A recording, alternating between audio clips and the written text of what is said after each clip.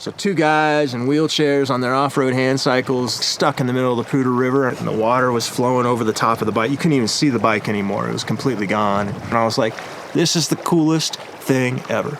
And I was like hooked from then on.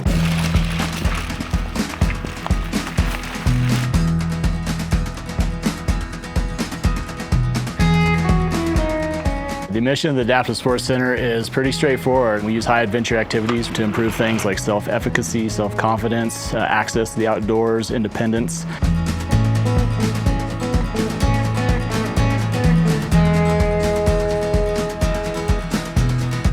Oh my God, I just loved it. Yeah? I love living in Crested Butte, and I'm glad I've got a place for 4 years, but if I could live in the winters on the road, that would be so nice. Well, I've always been a bit of an outdoors person. You strike me as slightly more of a vagabond than to sit for 4 years anywhere. Yeah. Oh, my mother rolls over in her grave. Everything we do is what mainstream populations would want to do when they come to the mountains, but we just serve a different clientele.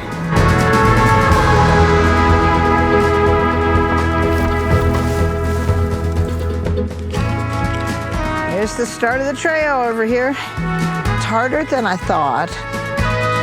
But, so what's hard? I mean, where in my operating instructions did it say life was easy? I missed that page. You know, before my accident, I was a rock climber and a backcountry enthusiast. It's all I wanted to do. So after my accident, I wasn't really interested in trying to pursue that anymore. And so the off-road hand cycling thing kind of took over my life. I like doing trails that I know that I potentially can't do and see if I can figure out a way of getting them done.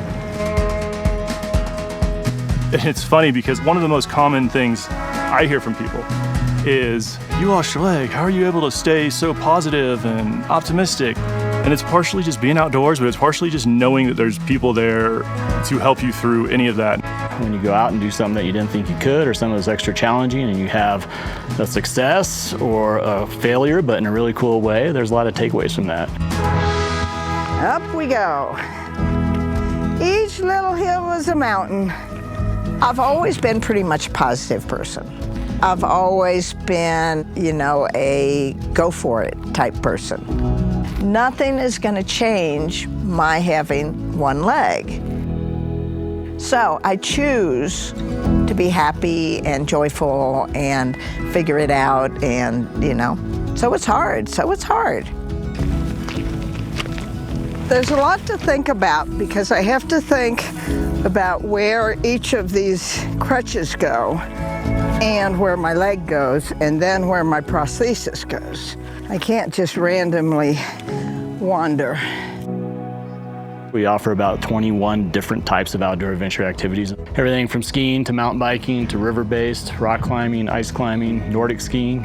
It's not even about getting gnarly on the trails. It's about the camaraderie. It's about hanging out with other folks with disabilities and talking to them and figuring out how they cope with life and the things they're going through, and try and help them and they help you. And I don't think without the support of Adaptive, I don't think I would be in the same position in life as I am right now. Whatever it is going to take you to get moving, however you want, whatever speed, whatever comfort level, they're going to figure it out and help you do that. And then it's kind of hard to be in a bad mood at all when you're in a place like this doing that kind of stuff with people who are that supportive. You know, one of the coolest things is to have someone identify themselves as, instead of I'm a person with a disability, or I'm a wheelchair user, like I'm a biker, I'm a climber, I'm a skier. Like, those are powerful identities to have for people, and that's what we're here to do. If you come here and adventure through the mountains, and you go back and you have to navigate the subway system at home, it might not seem as daunting. So it could be something as simple as that, but I think it's usually something much bigger.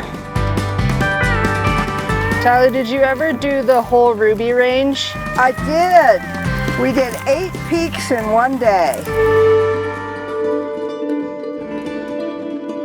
She's probably too humble to admit it, but she's a big mentor to a lot of us, especially the young women trying to get into the outdoors. And, you know, that's even without the prosthetic. Just what Tallie's done in her life before that, and even now with this, even more, a huge mentor to all of us. Thank you.